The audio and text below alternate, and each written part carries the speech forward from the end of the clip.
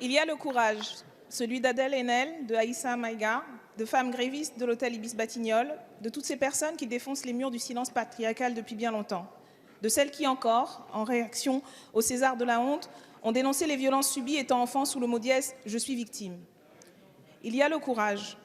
C'est un geste de main et des mots qu'on lit sur les lèvres, c'est une prise de parole qui fige une assemblée, ce sont les manifestations, des collages, des dépôts de plaintes, en hausse de 42%.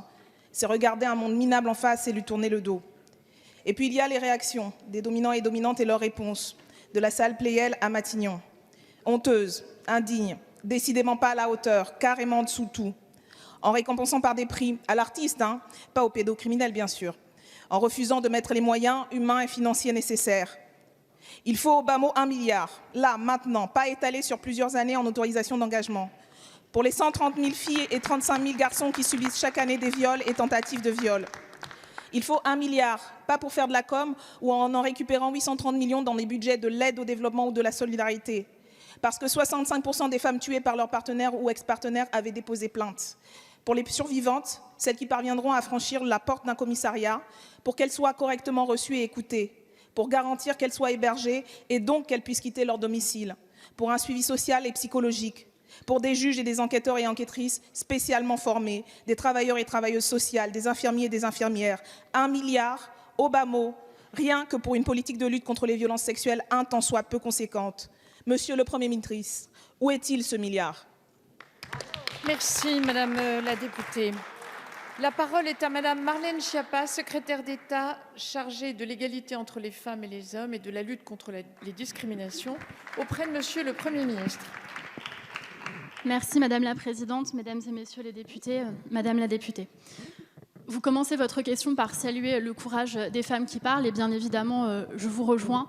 Nous saluons depuis MeToo, depuis quelques années, le courage de ces femmes qui parlent des violences sexistes et sexuelles qu'elles ont vécues, qu'il s'agisse de harcèlement sexuel sur le lieu de travail, de viol, de violences conjugales et même d'excision, d'exploitation sexuelle. Il a été de bon ton pendant quelques années de parler de libération de la parole des femmes. Et je ne me reconnais pas dans cette expression, je préfère celle de libération de l'écoute des femmes, parce que les femmes, ça fait des générations qu'elles parlent sans être entendues. Et ce qui a changé ces dernières années, ce n'est pas que les femmes se mettent à parler, c'est qu'enfin, la société se met à les écouter.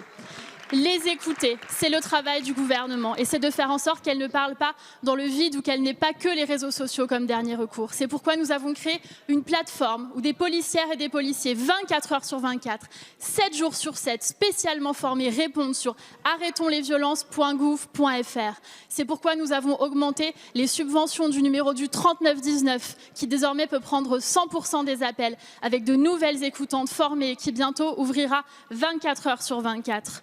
C'est pourquoi nous avons lancé le Grenelle des violences conjugales sous l'égide du Premier ministre. Et je n'ai pas compris votre référence à Matignon, puisque, en l'occurrence, nous avons à Matignon le Premier ministre qui a lancé une mobilisation interministérielle contre ces violences. Nous avons engagé 1 milliard d'euros, 1 milliard en interministériel, avec, oui, Madame la députée, de l'argent qui vient du ministère des Affaires étrangères. Nous ne le cachons pas, nous en sommes fiers et nous sommes salués par le monde entier pour cela. Et c'est pour cela que la France a été choisie pour organiser le Forum Génération Égalité.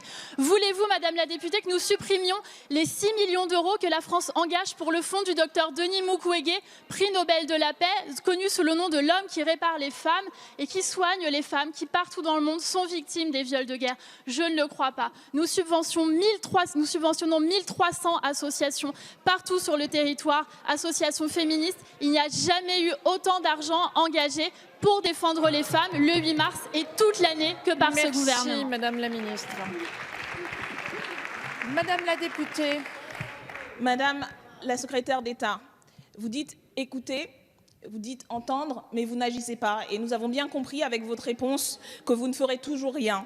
Nous n'attendions rien de vous et nous ne sommes pas déçus.